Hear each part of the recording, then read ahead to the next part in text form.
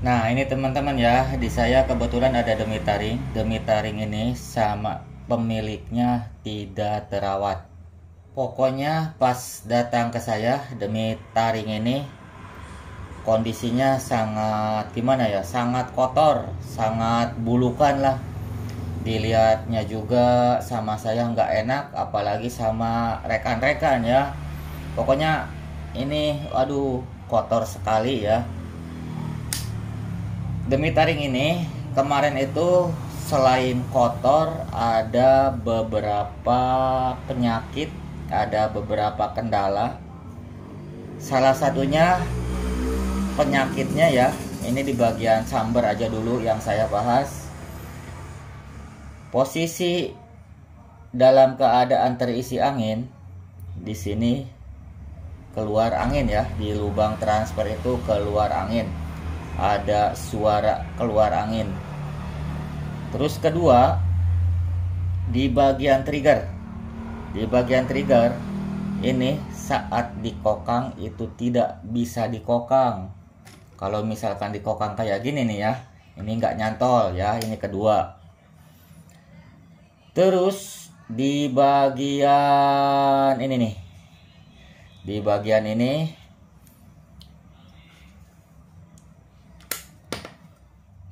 nah, di bagian ini ya, kalau misalkan saya membidik, posisinya itu oglek, ternyata ininya jebol ya.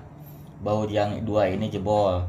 Terus kalau misalkan kita goyang-goyang seperti ini, nih ya, seperti ini goyang banget.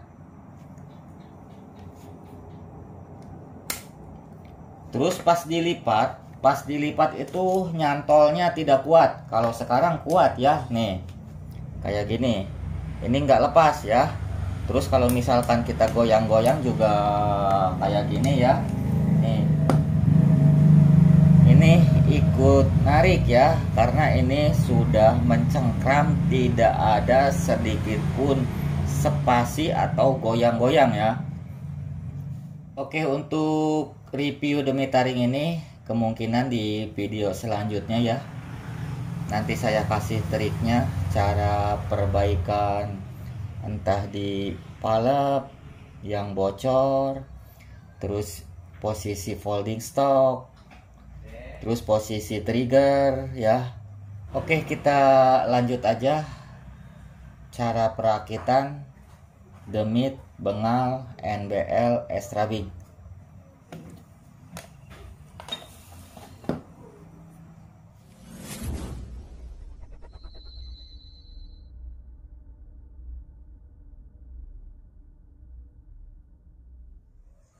Oke teman-teman, assalamualaikum warahmatullahi wabarakatuh. Buat sahabat satu hobi dan teman-teman semua dimanapun berada, berjumpa lagi dengan saya di channelnya Akil Sud. Salam satu laras. Untuk di video kali ini coba saya akan berbagi ya cara perakitan demit bengal extra big NBL 18. Langkah pertama tentunya yang kita siapkan harus punya chambernya dulu ya. Kalau misalkan tidak punya chambernya, mau ngerakit apa nanti. Nah, ini seperti ini chambernya. Kebetulan chamber ini juga bukan saya yang disiapkan ya. Ini ceritanya gini teman-teman, beliau itu order chamber kayak gini, bengal extra big NBL 18. Kalau NBL itu identik dengan adapter ini ya, adapter laras ini. Ada juga yang bengal extra big, cuman tidak ditulisin NBL, dikasih kode tersebut, kode ini ya. Yang lain juga tetap NBL karena menggunakan magazin 18 ya, tapi ini sistemnya sistem belah. Nah seperti ini ya. Ini juga beliau orangnya nggak tahu ini ambilnya ke siapa, yang jelas beliau punya chamber. Beliau sering nonton video-video saya, sering melihat ya untuk perakitan, terakurasi dan lain-lain. Lalu dikirimlah chamber ini ke saya. Rencananya untuk chamber ini nanti saya rakitkan pakai popor taktikal. Jadi gini teman-teman, kalau misalkan kita order chamber ya segini ya. Order chamber itu satu set udah ada dalemannya. Seperti tusuk mimis, trigger. Terus untuk plenum sama adapter ini nanti tergantung kitanya mau sekalian sama plenum atau tidak. Tapi kalau chamber identiknya ya, kalau misalkan kita order chamber ada yang dibawakan plenum, ada juga yang tidak. Nanti tergantung kita maunya langsung pakai plenum atau tidak. Nah seperti itu ya teman-teman. Video ini khusus yang pemula aja ya. Kalau misalkan udah merasa senior atau Pak Master, lebih baik jangan ditonton ya. Terima kasih. Tapi kalau misalkan seandainya penasaran mau lihat, saya ucapkan terima kasih ya. Kalau misalkan mau lihat gitu ya. Karena untuk di video-video saya tentunya kalau misalkan ada produk terbaru dari 88 tentunya saya review ya. Oke, sebelum saya bahas chamber ini, coba saya perlihatkan apa aja spare partnya yang udah tersedia untuk chamber bengal extra begini ya. Sebentar ya, nanti saya siapkan dulu.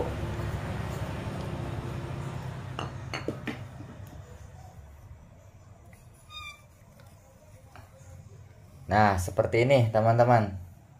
Di sini ada 2 tabung karena ini nantinya memakai knockdown 1 unit 2 tabung ya, biar nanti bisa digonta-ganti tabungnya.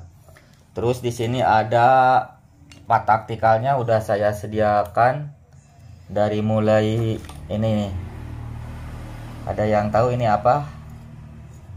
Ini hand grip ya, hand grip terbaru dari 88, bentuknya seperti ini. Terus di sini ada penyangga jempol, ini kayak gini nih.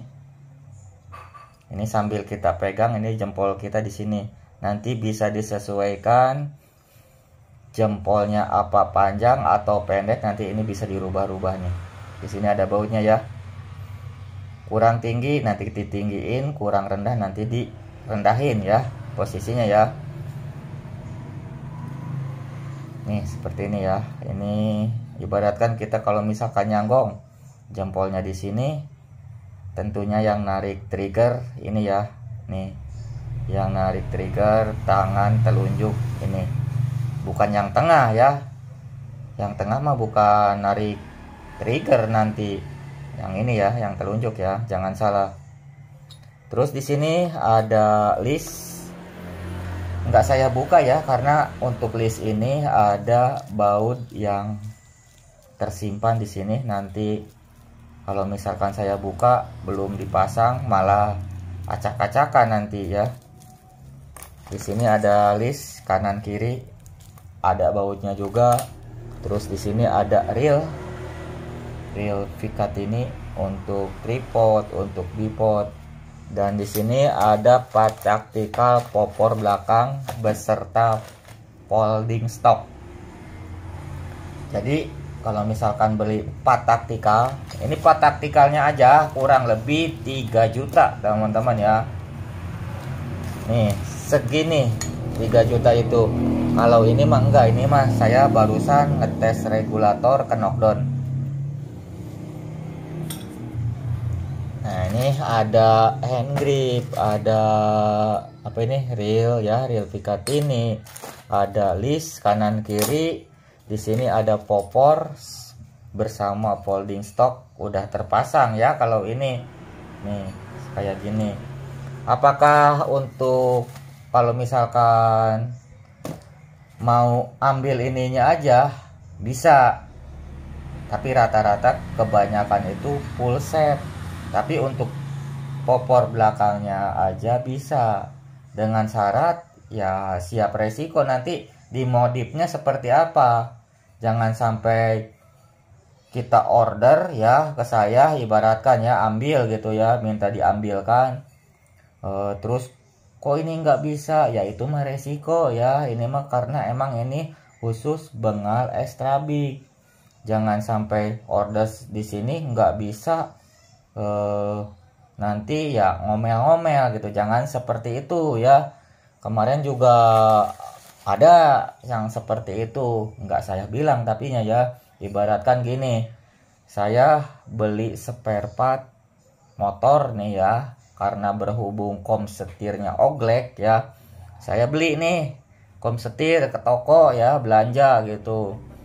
Nah begitu saya bongkar, pasang sendiri ya, udah segelnya dibuka, plastiknya dibuka, pelornya juga dibuka. Pas saya pasang, ternyata nggak bisa. Saya marah ke toko. Ya mungkin tukang toko bilang, apa urusannya Kang Akil, kalau misalkan nggak bisa mah mendingan ke ahlinya aja atau mengandalkan mekanik saja. Oke, seperti itu teman-teman ya.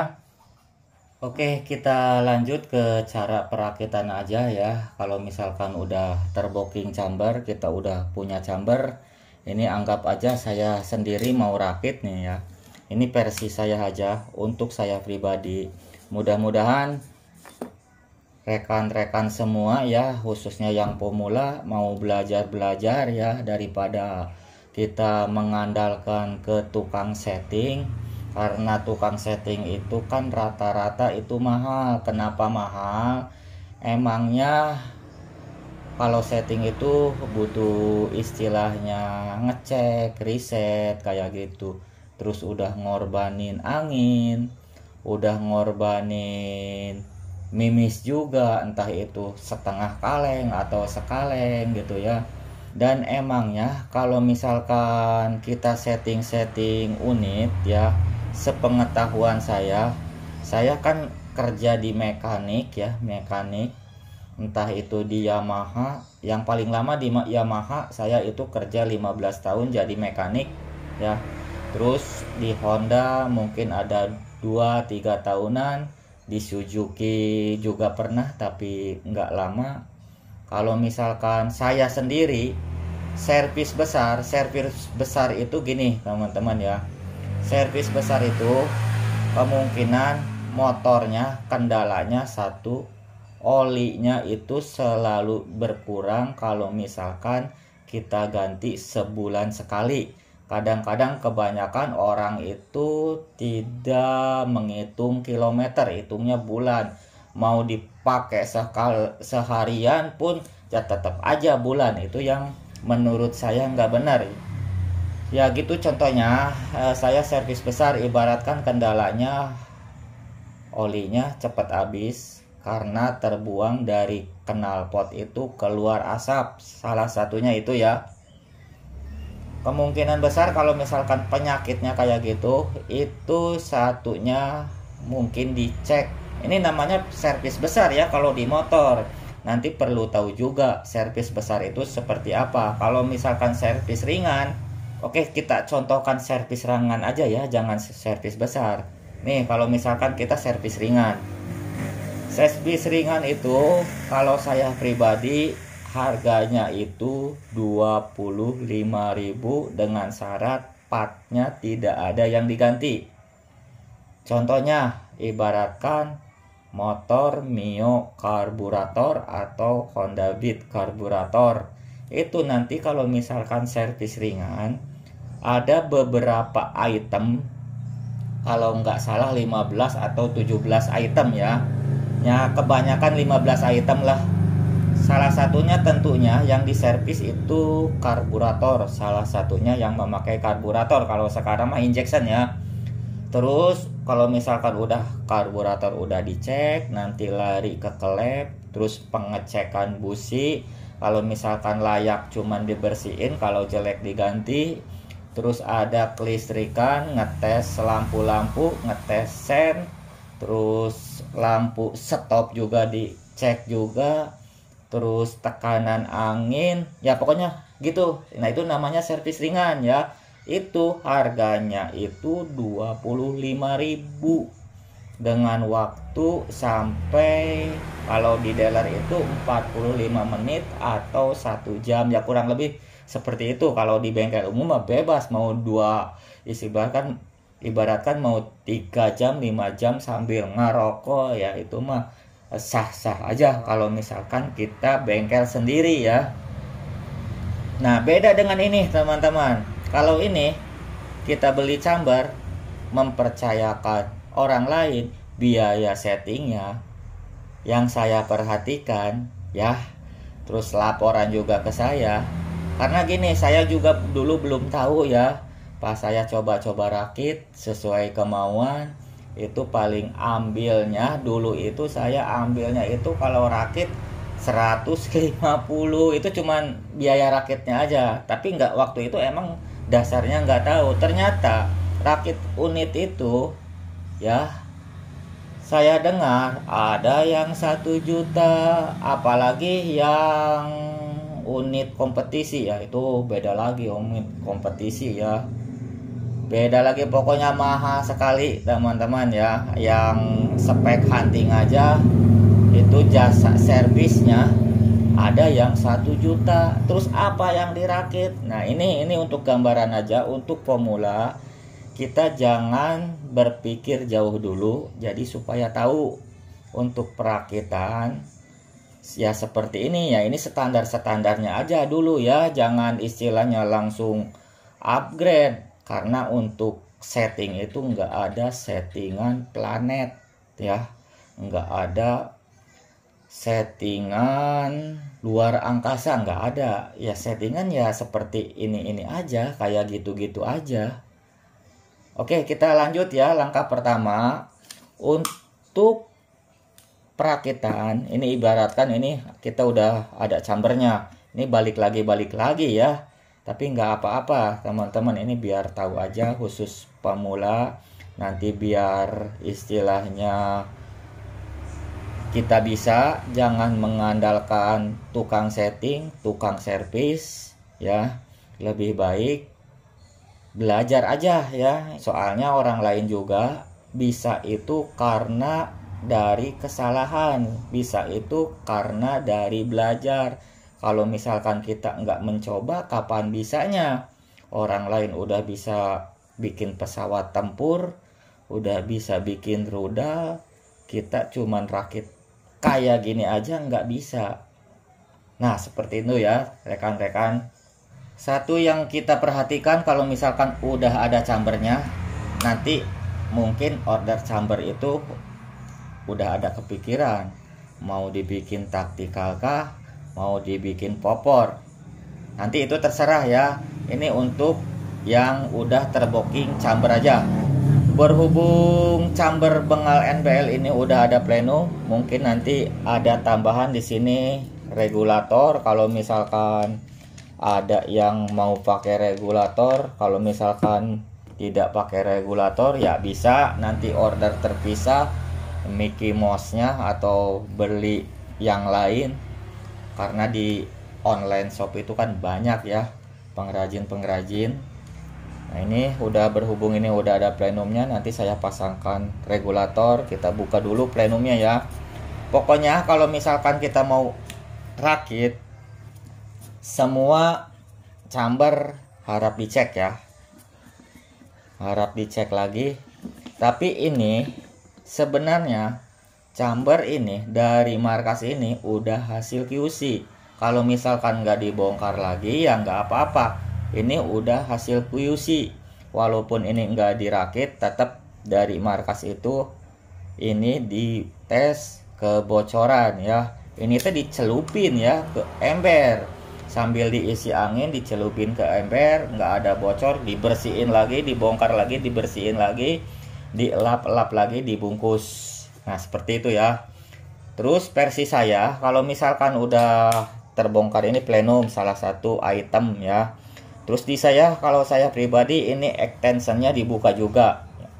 Ini untuk pengecekan aja, karena saya terus terang sifatnya penasaran ya. Kalau tidak tersentuh dengan tangan saya itu penasaran, gatal gitu ya. Nah ini extension kalau saya pribadi ini dibongkar ya, karena untuk bawaannya si extension ini cukup di o-ring. Nah ini kalau ini udah saya kasih teflon di dalamnya biar nanti si o-ring ini awet, karena o-ring ini yang ada di dalam ini kecil. Ini udah saya pasangkan teflon saja biar kuat seindang-indang selamanya ya. Terus di sini tentunya saya pengecekan baut ini ya, baut ini kita cek. Nah saran saya gini teman-teman, sebelum kita harus belajar ini chamber ini ya, diusahakan kuncinya kayak gini nih kayak gini ya, kuncinya diusahakan ini yang bagus-bagus, kuncinya itu jangan asal-asalan. Ini pakai recet juga, kebetulan saya di bengkel motor banyak ya, pakai recet. Kalau bisa ya pakai torsi. Ini juga nanti kalau misalkan itu nggak ada sih sebenarnya torsinya gitu ya.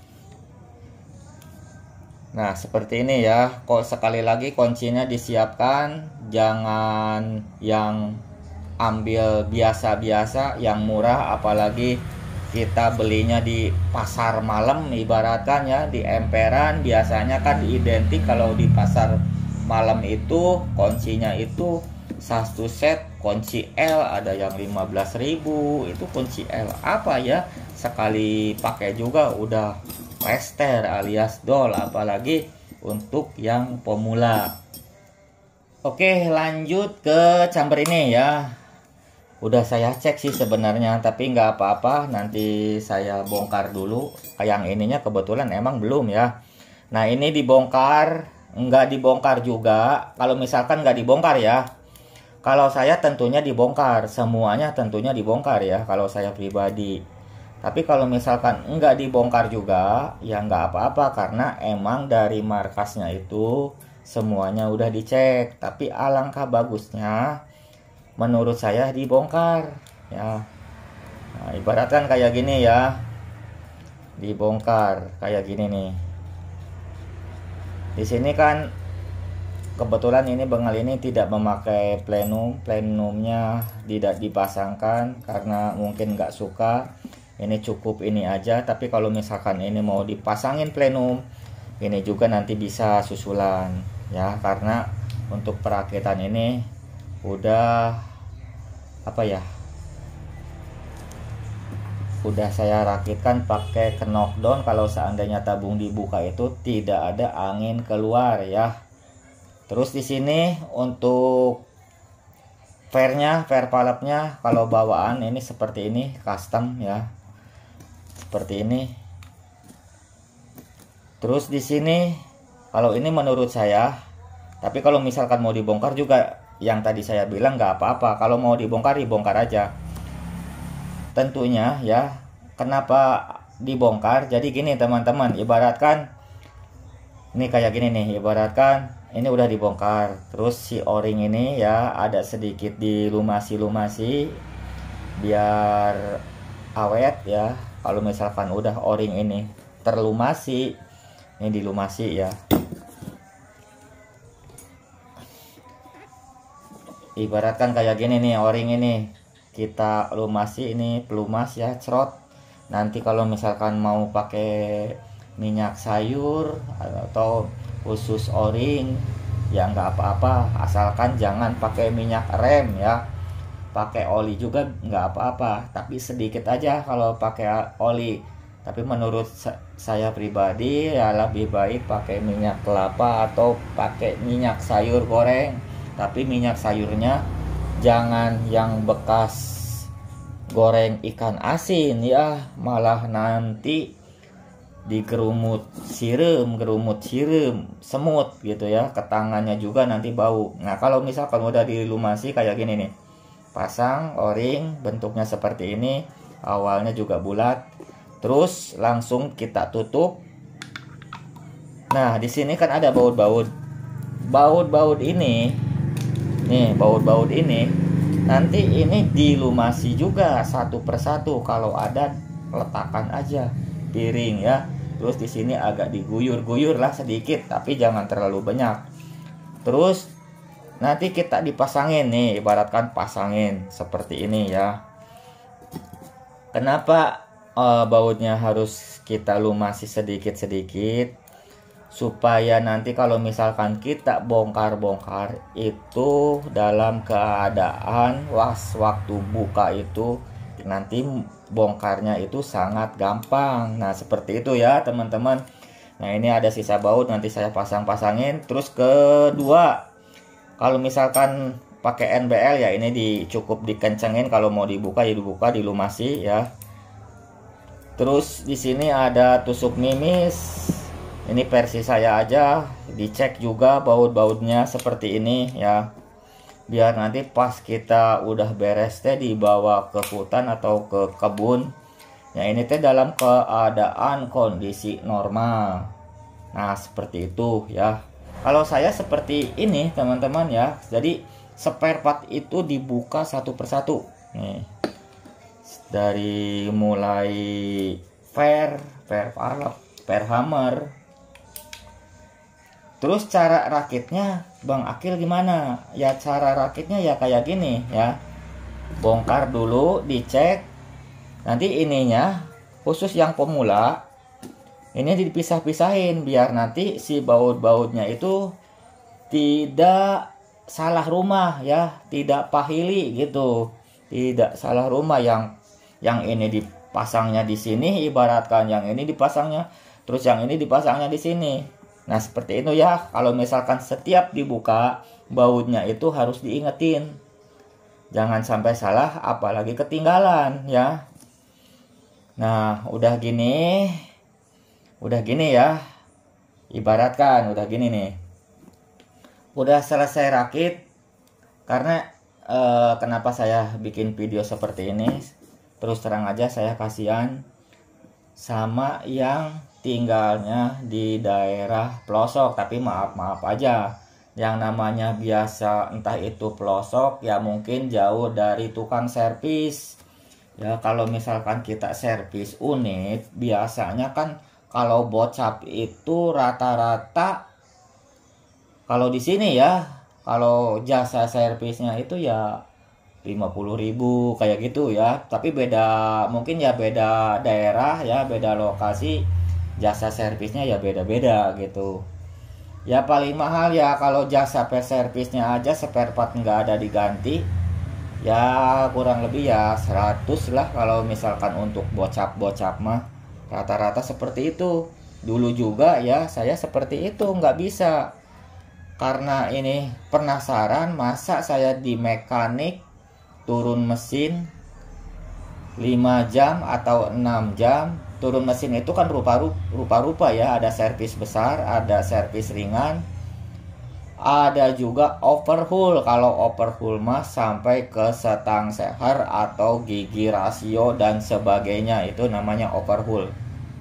Oke, kita lanjut lagi ya rekan-rekan. Nih udah ibaratkan ini udah dicek semua, ininya udah normal. Terus untuk per daleman dan lain-lain gimana Kang Akil? Jadi gini ya, ini khusus pemula aja, kita nggak usah mikir-mikir ganti per hammer, per valve, nggak usah. Ini sebenarnya dari 88 ini ya udah siap rakit kalau misalkan order chamber. Kalau misalkan bongkar-bongkar yang kayak tadi mah itu mah ya cuman bongkar-bongkar pengecekan aja. Jadi bautnya ya barangkali ya di markas lupa gitu ngasih oil atau kurang kencang ya, kita nggak tahu. Tapi nggak salahnya juga kita dicek-cek lagi.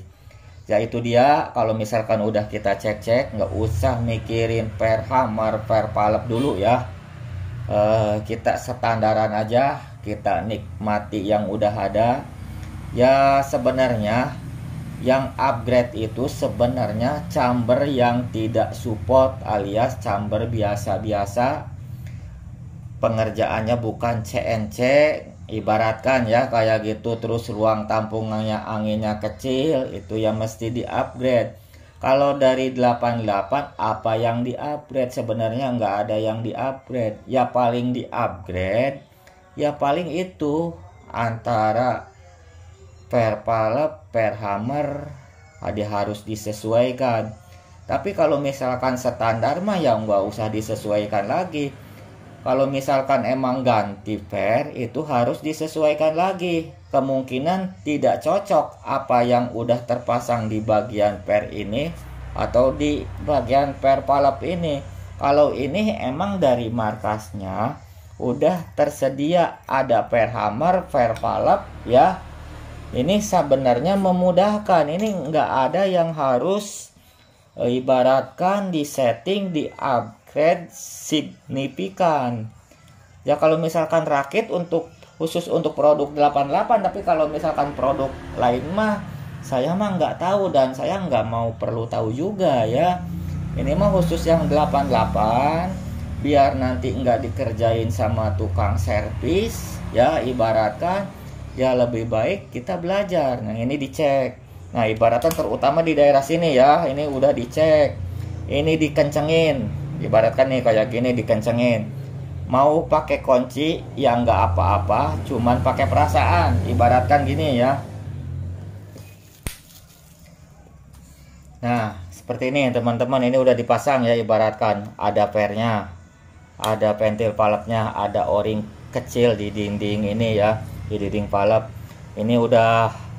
Ini pakai tangan aja, pakai karet dibantu, dikencengin pakai tangan, sekuat-kuatnya pakai tangan. Ini udah kenceng banget. Nggak usah pakai kunci juga nggak apa-apa. Tapi kalau misalkan ada bantuan kunci, kalau saya pribadi nih ya, biar ininya nggak lecet, ini disediain plastik kayak gini. Ya, biar kelihatannya manis, tidak cacat ya, tidak ramijut nih, dikencengin seperti ini. Ibaratkan dikencengin nih, ini pakai kunci. Ini jangan neken-neken banget ya. Kalau misalkan udah posisinya mentok grek gitu, berarti ini udah kenceng. Tapi jangan dipaksain karena di sini nanti ada o-ring ya, gitu ya teman-teman. Nah ibaratkan ini udah terpasang, nanti di sini plenum, pasang juga plenumnya ya. Nanti rakit mah ya terserah, yang penting udah terpasang ini aja dulu, mau pakai popor atau taktikal. Terus di sini siapkan regulator ya.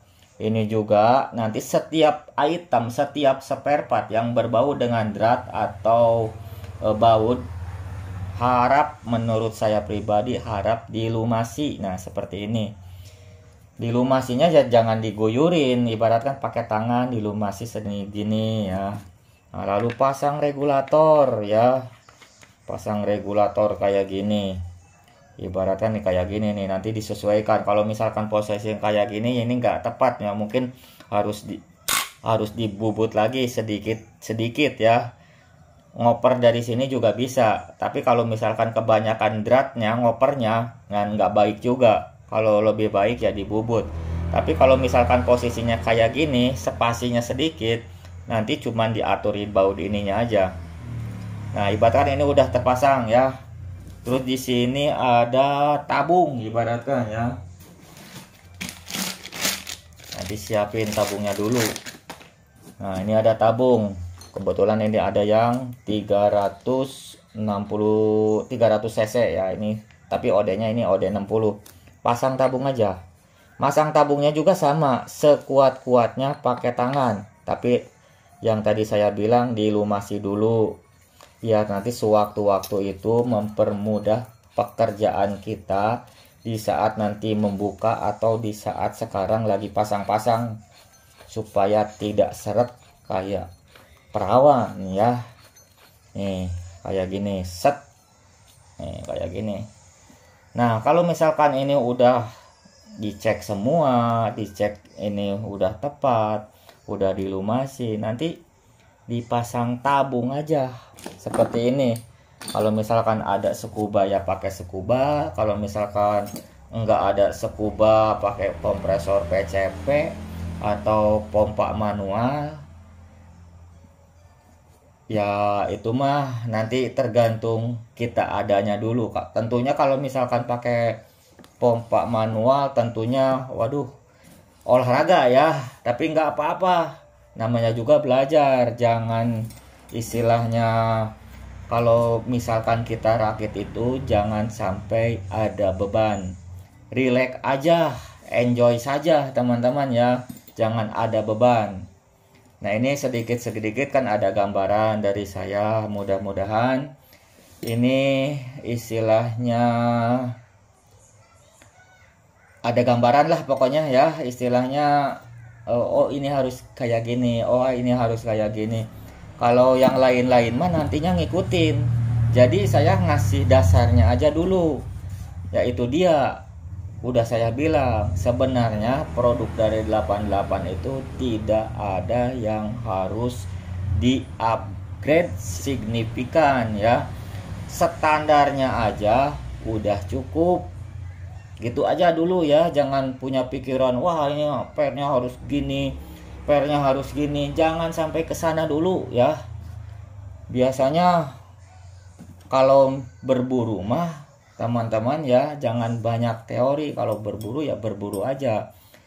Rakitan sebagus apapun ya, ini saya kasih tahu ya, ini ibaratkan regulatornya udah racing, ibaratkan regulator kan banyak model ya, dari harga yang 3,5 juta, dari ada yang 2 juta. Regulator mah nggak usah mahal-mahal ya, yang standar aja kayak gini nih. Paintball satu, mudah settingnya, spare partnya banyak, murah, kerjanya juga sama untuk penyetabil angin. Kalau akurasi mah tentunya adanya di laras 85%, tapi khusus produk ini ya, laras itu menentukan akurasi 85%. Kalau misalkan larasnya jelek, ya tetap jelek. Jangan disalahkan settingannya. Kalau larasnya jelek, tetap jelek. Lebih baik beli laras bagus ketimbang regulator mahal. Paham kan? Nih ibaratkan kita beli regulator, ibaratkan yang ada kan regulator Ceko Huma itu kan harganya 3.500.000. Kalau regulator mahal tersebut diakurasi bagus, mungkin yang suka lomba entah itu BR, multi rank ya atau tripos juara terus. Tapi kan enggak ya. Laras RW juga sama seperti itu, bukan faktor mahalnya ya. Yang bagus itu ya faktor tesnya. Nah itu teman-teman ya. Ya pokoknya sekali lagi ini kebanyakan durasinya. Kalau rakit kan udah ada gambaran, biar tidak mengandalkan tukang setting. Karena mengandalkan tukang setting tersebut ya mungkin biayanya terbagi ya, mestinya udah terakit ya, karena kita harus bayar tukang setting ya, emang wajar sih tukang setting harus dibayar. Ini mengantisipasinya biar ini mah ceritanya gini ya, karena hobi model kayak gini yang saya tahu itu kebanyakan hobi kayak gini itu rata-rata di luar pengetahuan keluarga, yang udah keluarga, yang kemungkinan istri ya, rata-rata seperti itu. Karena selama ini saya kan di 88 udah 4 tahun nih, ibaratkan ada yang bantu, ibaratkan minta diorderkan harga unit, ibaratkan 15 juta komplit, bilangnya 1,5 juta. Nah seperti itu ya. Ya intinya seperti itu teman-teman, daripada mengandalkan tukang setting, tukang servis, lebih baik belajar ya. Tidak menutup kemungkinan kalau misalkan kita teliti, telaten ya pasti bisa. Terus cari laras yang bagus, sebagus apapun settingannya, sebagus apapun regulatornya, tetap aja kalau misalkan larasnya jelek, ya tetap aja jelek. Lebih baik regulator jelek ketimbang laras jelek.